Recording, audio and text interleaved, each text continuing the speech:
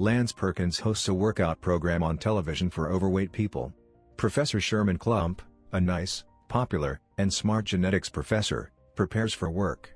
Meanwhile, 5,000 hamsters are overrunning Wellman College and spreading chaos.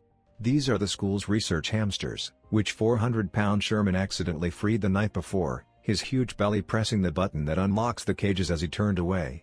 Sherman's assistants, Jason, updates him on their latest project, an experimental formula that reconstructs the DNA of an obese person to make weight loss easier. Their fattest hamster, Shelly, looks to have dropped 3 ounces, indicating that the serum works. Jason advises increasing Shelly's food intake, but the ever-kind Sherman objects, saying that it could be dangerous. He then has an uncomfortable meeting with Dean Richmond. The dean informs him that the hamster incident has resulted in the science department losing the majority of its funding. Harlan Hartley, the school's only surviving wealthy alumnus, is intending to give the college a $10 million contribution. Klump is urged not to alienate him as well. Sherman meets and immediately falls in love with the attractive Miss Carla Purdy, a chemistry graduate student teaching a class across the hall who is a major fan of his work. Sherman later dines with his ill-mannered and fat family. Sherman confesses that he is concerned with his weight and avoiding calories after observing that he is taking small portions of food from the table. His father, Cletus, dismisses him, saying that there is nothing wrong with being big and that no matter what Sherman does, he would never be able to lose his fat. After his mother, Anna, mentions colon cleansing, which she watched on television, Cletus begins the habit of randomly passing gas, much to the amusement of Ernie Sr. and Jr., but to the disgust of Sherman, Grandma, and Anna. He bursts wind so frequently that he has soiled himself 6 times. Sherman is upset by Cletus' comments, but Anna reminds him that he is beautiful inside and out, and that if he believes in himself, he can do anything. Sherman gets inspired to try to ask Carla out on a date, which she agrees, much to his surprise. Sherman falls asleep while watching Lance Perkins give a motivational speech on TV, and dreams he is making out with Carla on a beach, but she is buried in the sand by his weight. Sherman awakens to Perkins telling the viewers to get up and say, "Yes, I can."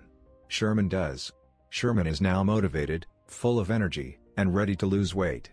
A Rocky-style montage unfolds, with Sherman attempting various tactics to get fit before the big date.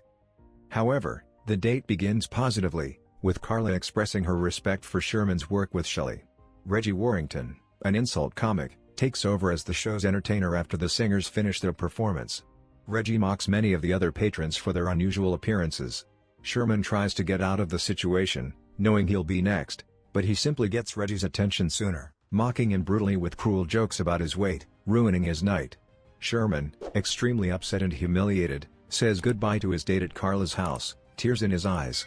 Carla mocks Reggie for what he'd done to him and tells Sherman that he is smart. Sherman wishes her a happy evening and shakes her hand. Later that night, alone and depressed at home, Sherman eats junk food while watching Perkins console an obese woman, who tells a sad story about how a fraternity guy asked her out as an excuse to mock her size. Sherman falls asleep in front of the television and has another nightmare in which he becomes a giant, with Reggie taunting him again, his mother serving him fried chicken, and his father supporting his excessive weight. He destroys the city with a single fart that is unintentionally ignited, causing it to explode. When he wakes up, he yields to the temptation to use his new serum on himself. It seems to work perfectly. In seconds, he drops 300 pounds and becomes thin and fit. He goes out, all cheerful, excited, and overjoyed with his new transformation, celebrating by buying slim clothes for himself, especially spandex, performing perfectly in exercise classes, and just yelling out the fact that he is skinny. The next day, while still skinny, he begins to flirt with Carla, who has come to the lab looking for Sherman.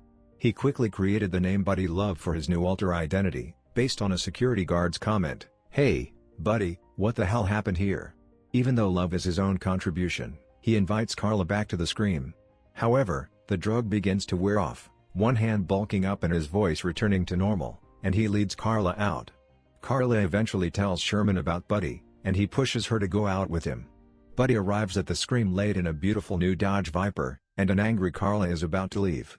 Buddy, the hyperactive one, begs her to get inside with him, and she gives in. This time, when Reggie appears, he begins his revenge by mercilessly mocking him about his appearance. Reggie tries to start telling Yo Mama jokes to stun him, but Buddy once again overpowers him and steals the stage from Reggie.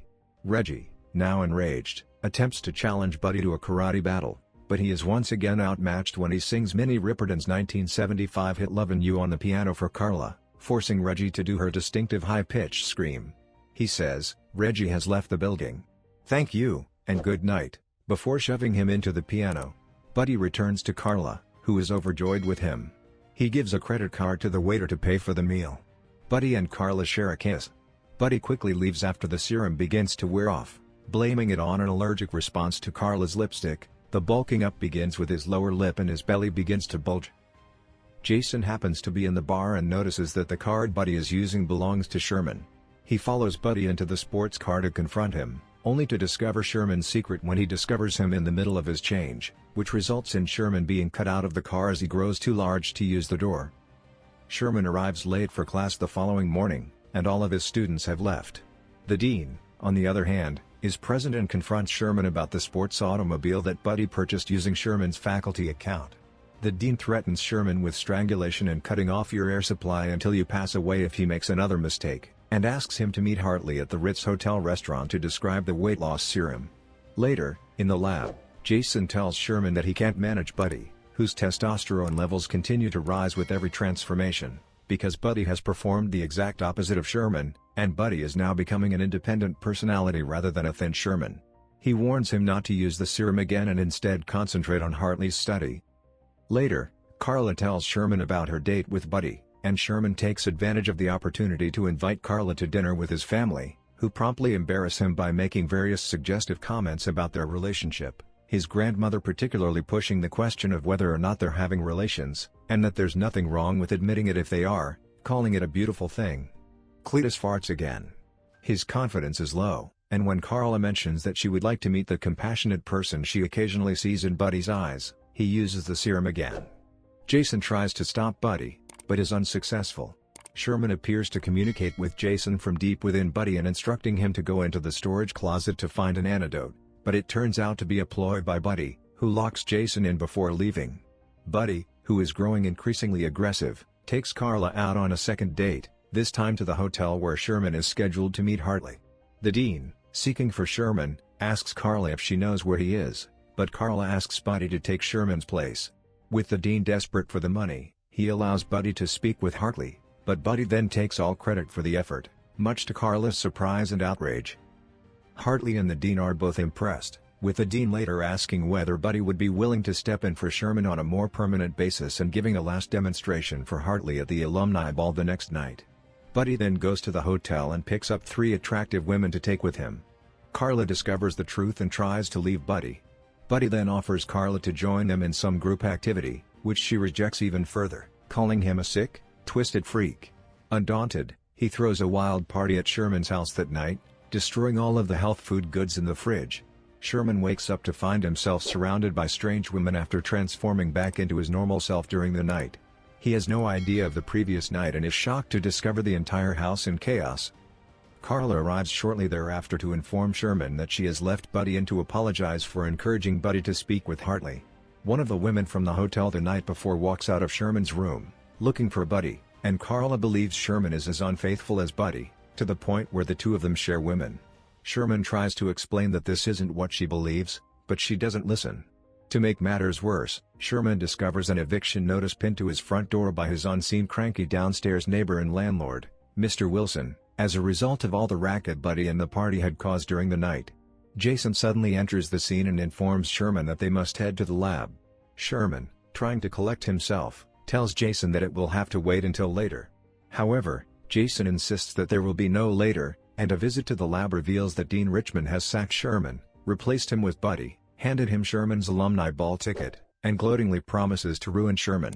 Sherman, depressed at home, unintentionally activates the VCR, which has a message from Buddy teasing Sherman and encouraging him to take the serum again.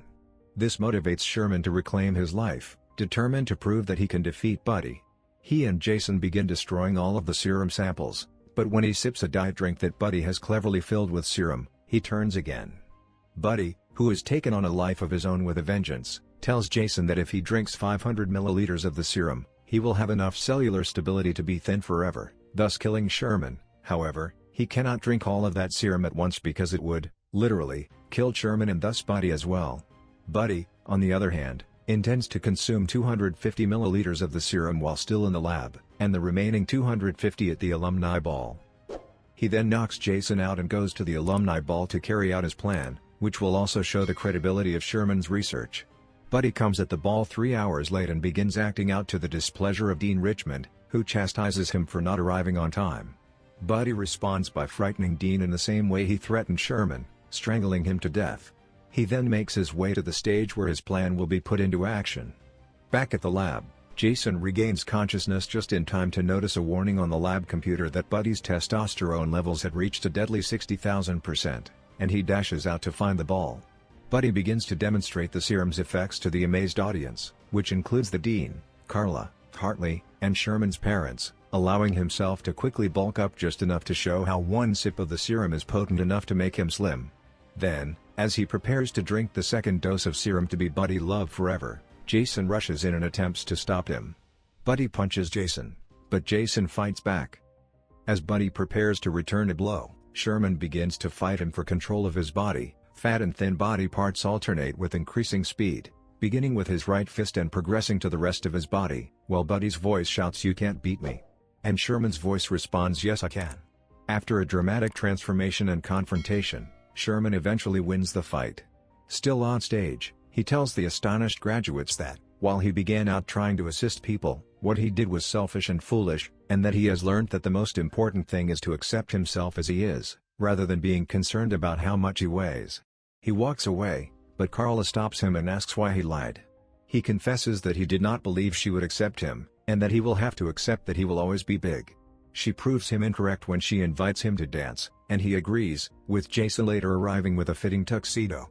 The two then dance the rest of the night, much to the delight of Jason and Sherman's family. Hartley then tells the dean that he has chosen to award Sherman the grant since he is a brilliant scientist and a gentleman,